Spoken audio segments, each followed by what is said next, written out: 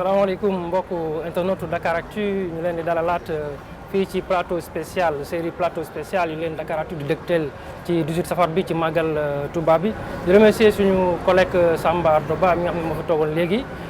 ñuy dalal benn gan gu bees ñuy dalal Serigne Mbacké Mara Mbacké Mara moom acteur de développement la te tamit moom moo jiite Solidarité sans frontières fii ci Touba Mbacké Mara salaamaaleykum. maaleykum salaam wa rahmatullah sëñ Mamadou noo ngi leen di ziare di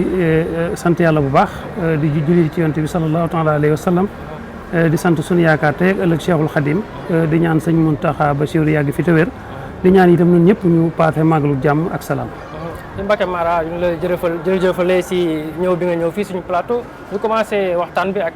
lii di autoroute Ila Touba xam ne ubbi nañ ko ci diggante ci màggal bi nii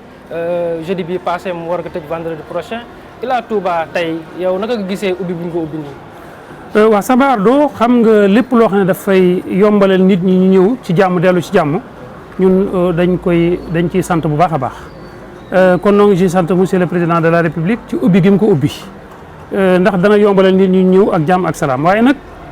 ñu bàyyi xel aussi sécurité bi surtout jalonnement yi nga xam ne dafa war a am ci diggante bi ndax kenn ku ne xam na ne dafa am yéene ci ubbi Ila Touba waaye kenn ku ne xam na ne Ila Touba àgg gi mu war a àgg pour ñu ubbi ko àggewut noonu kon aussi ñu veiller ci sécurité bi veiller ci jalonnement yi fexe ba aussi gendarmerie ak police doy boo xam ne daal danañ mën a veiller ci sécurité ñi nga xam ne ñi ngi ñëw ak ñi ngi dellu Mamadou aussi ba loolu wooyee ginnaaw bi ñu ko ubbee ba tey kenn ku ne xam na ne Ila Touba yaakaar la ju rëy a rëy ci Touba ak ci développement Touba waaye kenn ku ne xam na ne ni ma koy waxee toujours autoroute ni muy indee développement noonu lay indee insécurité kon aussi ñu boole ci ay mesures d'accompagnement ba suñ ko ubbee définitivement fekk ñu lalal ko ba li nga xam ne war na ci am lépp am ci. loolu pour ma wax ko fi may njëkk a commencé mooy Touba kenn ku ne xam na ne insécurité am na fi suñ demee ba Ila Touba ñëw fi war a nekk autoroute boo xam dafay traversé dem ba Matam ay nit di jóge fii di dem ak a ñëw insécurité bi dafay yokku su boobaa itam war nañu wax ministre de l'intérieur mu jàppale ñu bu baax a baax ci yokku sécurité bi ci biir dëkk bi.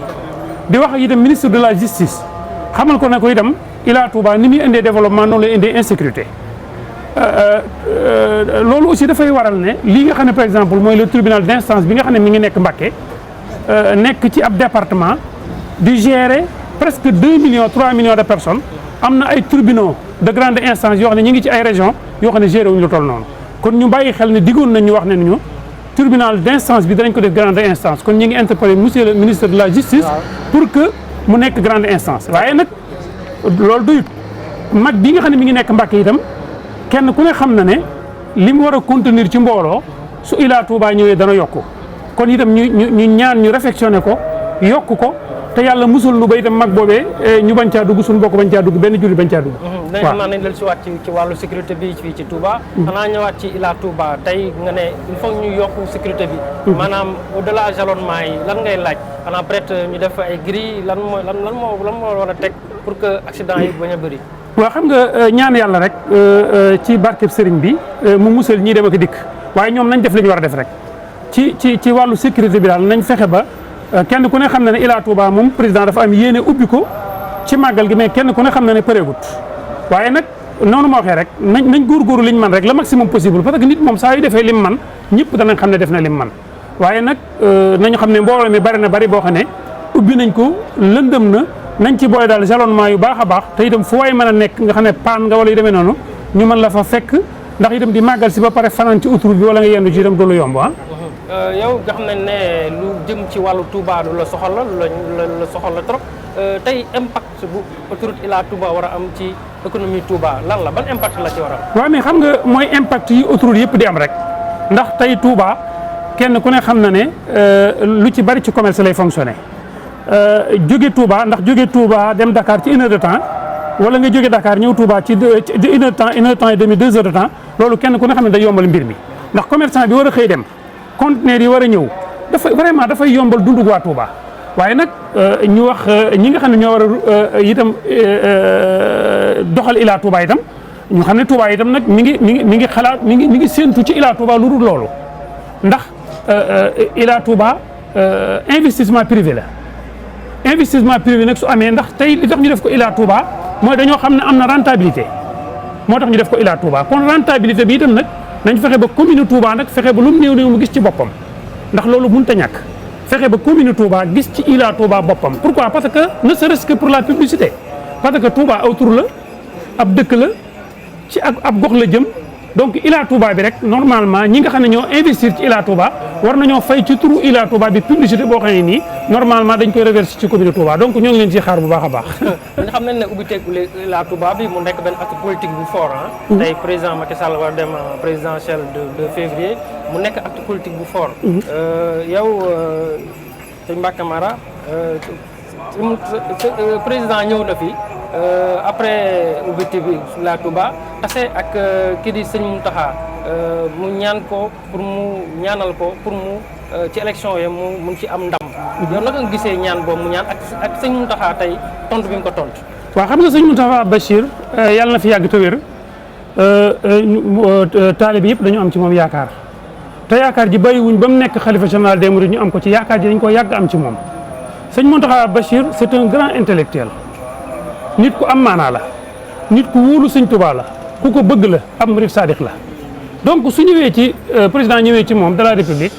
mu wax ko ne ko demal ci barabu sëriñ Touba bi nga ñaan fa la nga soxla kon desatul ci sëñ Mountakha ci président la des ni mu dese ci président moo di président su demee ci barabul Cheikhul Khadim ñaan fa nga xam ne dafay ñaan ci barkeb sëriñ bi ndax suy ñaan suñu borom lay ñaan waaye ci barkeb sëriñ bi la koy ñaan loolu nag président de la république mooy xool ba xam connexion ak sëñ Touba fu mu toll su fekkee am na une bonne connexion avec un bon débit su ñaanee li mu bëgg dana ko am loolu moom ala kulli haal sëñ Touba moom ku yàlla rus la su fekkee nag dem na ñaan ba pare ni mu ko bëggee amiwu ko noonu président mooy xoolaat connexion ak débéem waaye sëñ Touba moom lu fay ñi waaye ñaan te di taalibe sëñ yàlla mën na la koo may waaye nag ku fay dem itam da nga yóbbu connexion bu baax su fekkee président daal il a une très bonne connexion avec un bon débit mun su ñaanee mën nañ ci am yaakaar mën na faa dem nag ak connexion boo xëy ni tey xëy na connexion bu faible la avec un débit faible mu ñaan suñu borom mayee ko nu bokkut ak ni mu ko bëggee mais su boobaa nag nga xam ne sëñ Mountakha wàcc ne moom moo ci des moom moo war a xool connexion ak sëñ bi fu mu toll. est-ce que tey président jàpp ne war mun jàpp ne dañ ko désavoué parce que peut-être li mu doon xaar mooy ndigal comme ni mu ko amee ci Tivaouane mu xale bi bu Tivaouane taxaw ne Tivaouane votel na pour Macky Sall est-ce que moom tey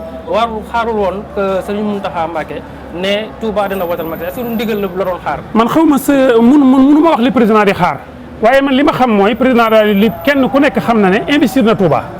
ñun ñi nga xam ne ñi ngi Touba di xool investir na fi waaye investissement nag li muy baax toppatoo ba investissement bi jàll dafa gën kenn xam ne président de la République def na fi benn usine de déchets boobu mu fi def mi ngi ko waroon a inauguré depuis le magal 2017 avec UGC gis nga Ibrahima Diagne bi mu fi nekkee jàmbaar la woon te man xam naa ne élan bi nga xam ne moom la fi Ibrahima Diagne nekkee woon su fekkoon élan boobu moo continué ba tey en 2018 wóor na ma ne président dana ko inauguré président de la République andi na fi un hôpital de 30 ou 40 milliards ñu financé ko fi mais financement boobu aussi vraiment suivi bi ci am bi ci waroon a am ak bi ci am bokkul andi na fi lu bëree bëri mais andi fi lu bëri ba pare suivre ñu ko amul benn njëriñ man dama jàpp ne toujours man nag du ma politicien xaw ma dara ci politique mais damay dem à la fois damay poser question ne waaw mais président est-ce que ñu koy accompagner amu ci ñoo xam ne dañ ko iñaane pourquoi parce que investissement yi président def ci dëkk bi ni mu toll ñu di ko sàggane ba àgg ci 2018 mënuñu fay gis président de la République dafa inauguré lu am solo dama yaakaar ne kon suivi bi moo ci des dama yaakaar ne kon président de la République lépp lu mu am Touba na ko sant sëriñ bi sant ko taalibe bi mais lu mu fi ñàkk itam na xool ñi muy investir loo Touba na xam ne liñ war a investir defuñ ko niñ ko war a defee pourquoi parce que usine de déchets boobu may wax nga UGC moo ko yor banque islamique moo ko financé avec l'état du Sénégal am na fi un projet d'assainissement boo xam ne ça fait 10 milliards quelques millions mais depuis quand ñu ngi ko doon finaliser bërki démb mais gis nga yu mel noonu nag su fekkee état daf koy financer ci dëkk li ci am solo mooy aussi su ko financer ba pare ne mu am suivi mais suivi moo ci amul kon moom ci boppam na xool ñi muy liggéeyloo ñu mu doon maa ngi dégg bërki démb le directeur Sénélec muy ku am maanaa nag ku ñëpp am ci moom yaakaar ñu di ko wax Matar Cissé ku am maanaa mu wax ne état dugal na ci Touba 130 millions ci par exemple éclairage public bi nan la ko fi dugalee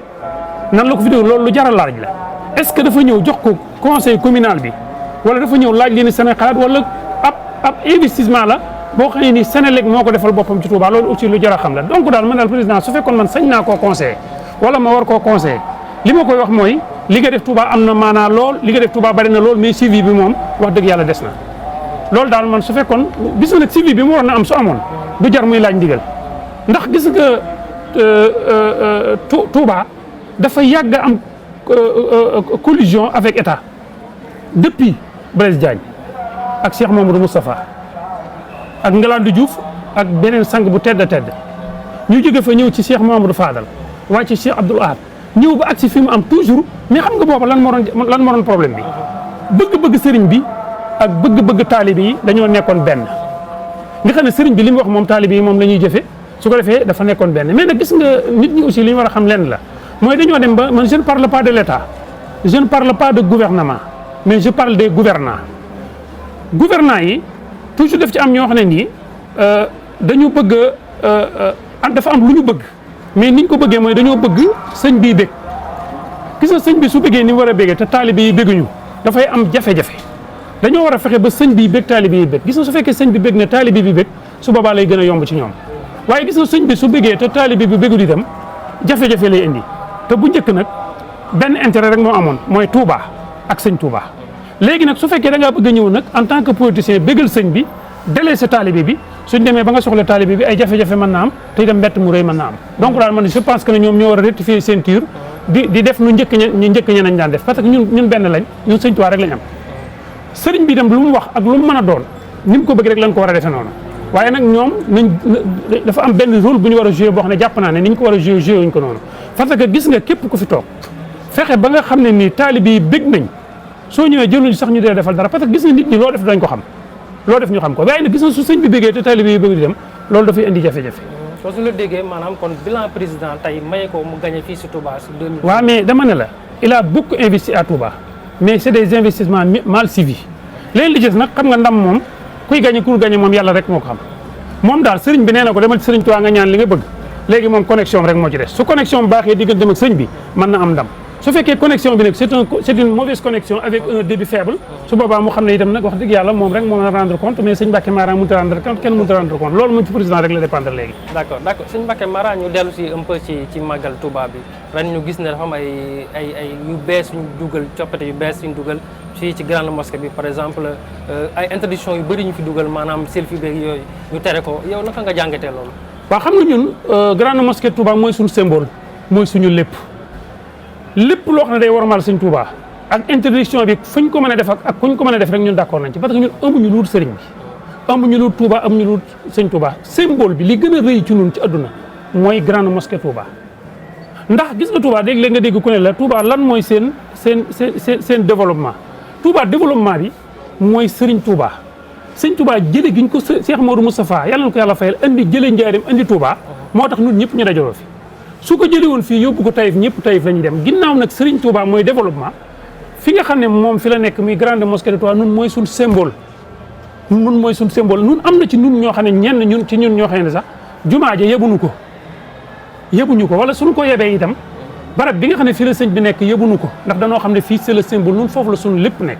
fi suñ lépp nekk nag suñ sañoon waxuma la sax di interdire mais li nga xam ne mooy waruma jumaa ja kenn du fa jaay kenn du fa jege ndax loolu mooy symbole yoonu murid ab symbole nag dañ koy respecté. Sëñ Mbacké Mara tey ñu gis ne président dafa signé benn décret pour lundi bi nga xam ne moo topp ci màggal bi nga xam ne dimanche bi la lundi boobu mu nekk férié bon ñi xam nañ ne ñuy dem màggal yi danañ dem peut-être 2 jours avant jeudi ba dimanche lundi bi tam ñu def ko férié est-ce que loolu amul benn impact aussi suñu économie. waaw mais impact bu mën a am ci économie bi rek li màggalu Touba di générer ci économie Sénégal ko ëpp ndax wax nañ ne xam nga màggalu Touba dañuy yaakaar ne par exemple 1 mois avant ou 1 mois après lay générer déedéet 250 milliards ku koy générer mënoo ko générer ci 1 mois. donc c'est un 250 milliards donc c'est un long processus. ñun commune Touba su fekkoon 250 milliards yi nga xam ne moom la màggalu Touba di générer dañoo jox 18% rek ci TVA bi ñun danañ ci am xaalis boo xam ne nii vraiment mën naa nekk 10 fois suñu budget. donc président de la République ne ñëpp ku ne xam ne njomboor la ndax nag doomi njomboor rek lay doon te doomi Ablaye Wade ak lu mën a xew rek doomi Ablaye Wade la te ku muus la ku intelligent la du sax màggal du sax peut-être xëy na 2019 moo tax mu def ko mais mbir moo xam ne nii soo bàyyee nit ñi ñu dem soo bàyyiwul nit ñi di dem libéré nit ñi ba pare mën leen a tënk dafay gën parce que Touba moom am na nit ñoo xam ne nii ku leen may feet danañ ñëw ku leen may feet danañ ñëw may leen feet nag gagné ci en tant que état ba pare mën a régulariser nit ñi dem ci jàmm ñëw ci jàmm yaakaar naa président de la République il a fait un acte vraiment louable loolu moom jàpp naa ko waaye damaa jàpp ne nag lim nu defoon li muy rëy mérito nañ ko parce que Touba moom waxuma la sax mérito lundi waaye mardi sax waroon na ko cee boole feet su ko defee nit ñi liggéey mercredi parce que sëñ Touba mérito na lu ëpp loolu. dëgg la ñu ñëw un peu ci développement Touba sëñ Mbacké Mara wax naa tout à l'heure naa yow acteur de développement nga te lu soxal Touba da la intéressé trop tey wàllu jënd ak njaay bi wax nga ko sànq économie moom jënd ak njaay lu ci am solo la tey lu mel ne marché Ocass bi nekk Touba bëri ay problème inondation insécurité bi nga tudd sànq aussi pour yow lan la ñu war a def pour que loolu yëpp war a mën a changer. ma xam nga Touba moom pour que mu mën a changer il faut d'abord xam nga Touba dañuy wax ne ñu am nañ statut spécial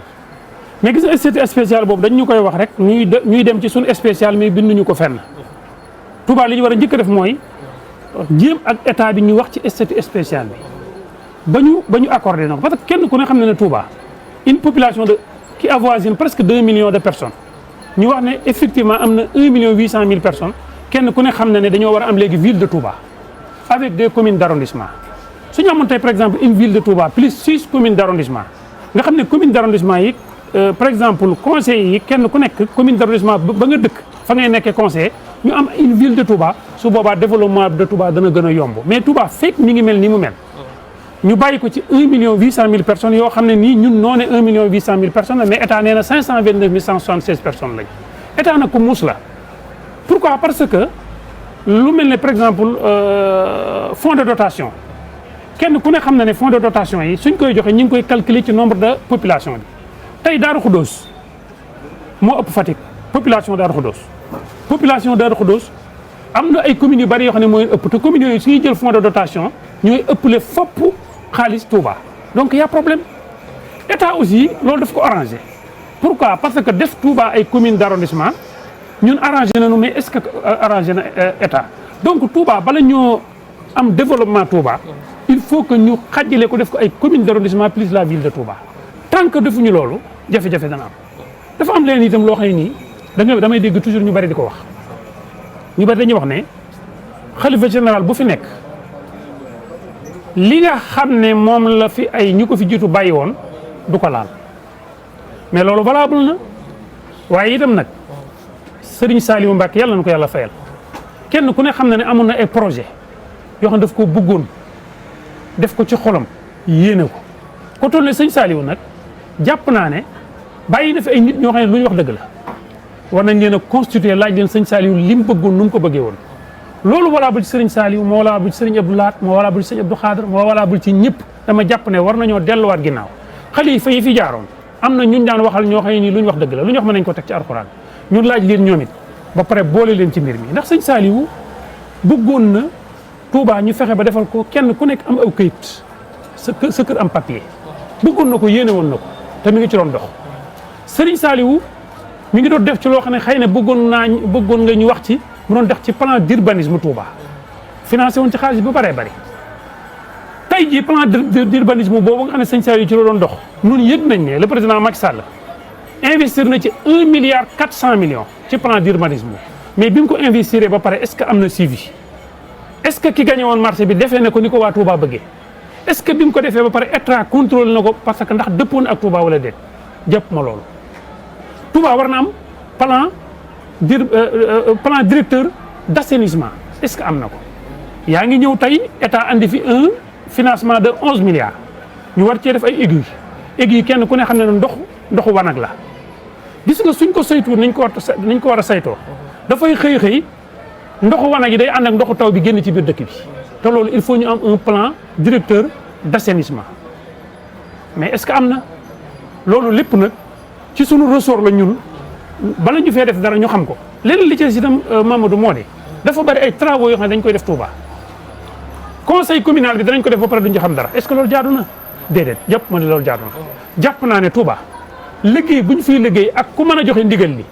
war nga ñëw ci conseil communal bi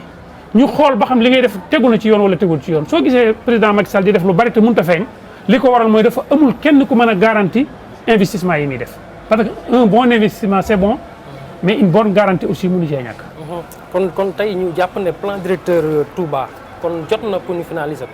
mais normalement parce que si l'État a financé si l'État a payé 1,4 milliard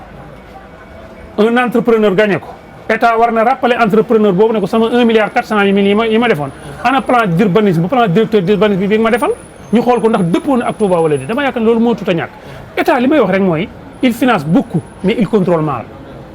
donc war na xaalis yi dugg Touba bari na lool waaye nag ñu fexe ba nag ba mu àgg ci askan wi parce que di jël xaalis bu baree noonu di ko dugal Touba te du agsi ci askan wi mooy waral soo demee ba soxla askan wi ne la defoo fi dara fekk def nga lu baree bari mais dañ koo saytuut donc président Macky Sall ñoo ngi koy interpellé ci lim fiy dugal ci xaalis muy fexe ba su ko dugalee ba pare itam muy wut ay cabinet yuy suivre xaalis bi jox waa Touba ndax àgg na ci seen borom wala déet gis nga loolu su ko defee lim fi def bari na su fekkoon depuis 2014 ba pare li ma wax lay def su accès Touba su accès nii rek lay def poste lettre à la poste waaye nag def na fi lu bari mais malheureusement li mu fi def kenn gisu ko pourquoi yaa parce que amul suivi bu baax loolu nag du man je ne suis pas un politicien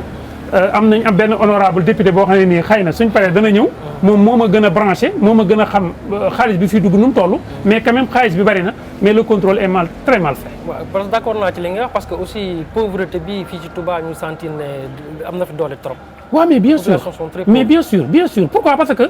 loolu dañuy interpeller aussi ministre des finances parce que Touba soo fi ñëwee tey gis nga ñiy leble xaalis ni ñuy jaayee caaf lañ koy leble.